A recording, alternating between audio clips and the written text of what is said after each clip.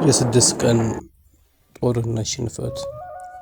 የግብፅ ሰማይ በጭጋግና በብስጭት አጥልቷል።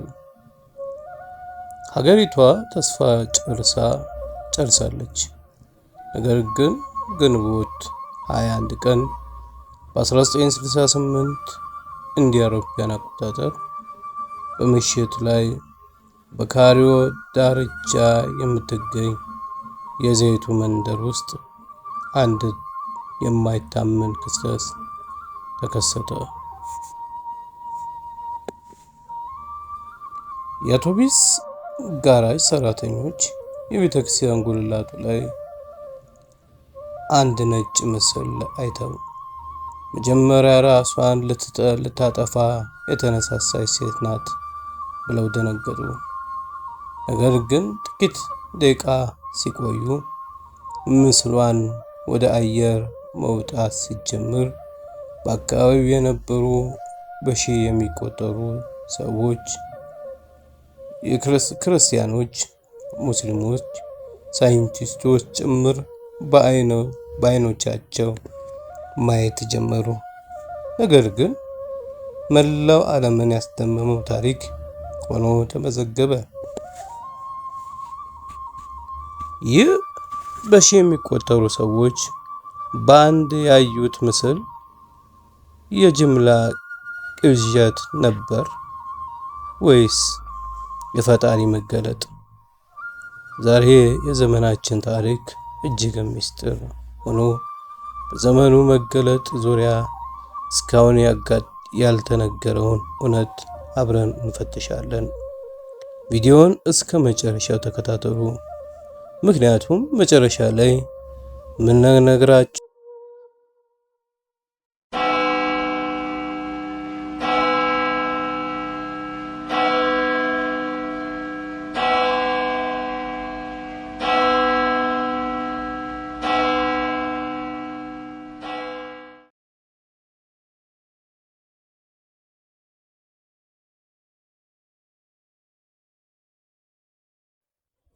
በ1968 እንደ አውሮፓውያን አቆጣጠር በግብፅ በ1967 በነበረው የስድስት ቀን ጦርነት እጅግ አዝነው ሽንፈት ደርሶባት ነበር።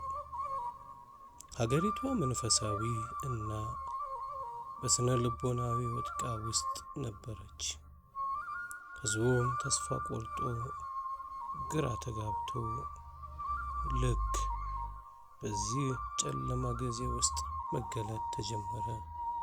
የመጀመሪያው ነገር ግራ መጋባት ቀስ በቀስ ወደ ታላቅ እምነት ተስፋ ተቀየረ።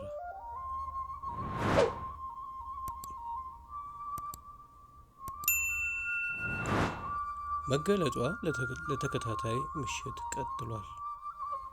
በሺህ የሚቆጠሩ ሰዎች በምሽት ወደ ቦታው ይጎርፉ ነበር። የሚገርመው ነገር ግን መገለጧ ሚስጥር አልነበረም። ታላቅ ተጋድሎ የሆነ ጋዜጠኞችና ሳይንቲስቶችና የተለያዩ ሃይማኖት መሪዎች በዓይናቸው አይተዋል።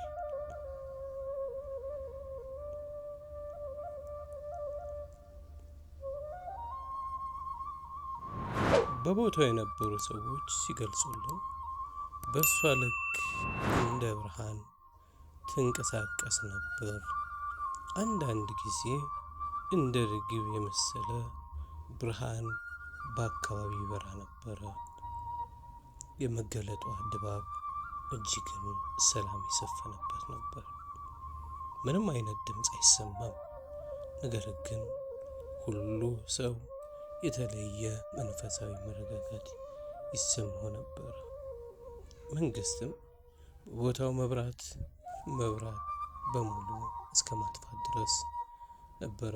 ነገር ግን ምስሉ ይበልጥ በግልጽ ይታይ ነበር።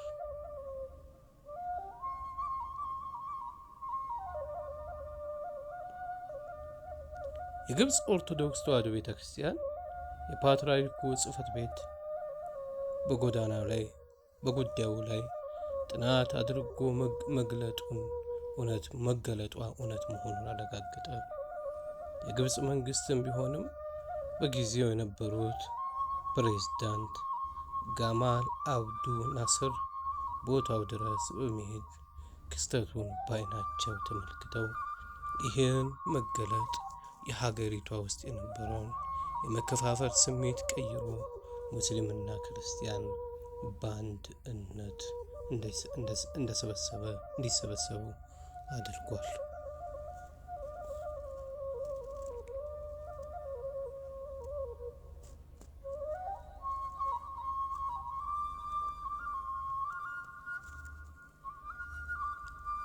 የዘይቱና መገለጥ ከእምነት አልፎ የታሪክ አካል ሆኗል።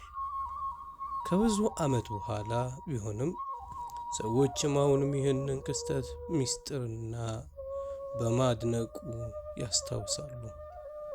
እናንተስ የዚህ ክስተት ምን ታስባላችሁ? ይህ ታምራዊ የሰላም መልእክተኛ ነበር? አስተያየቶቻችሁን በሳጥኑ ውስጥ ሀሳቦቻችሁን አጋሩን።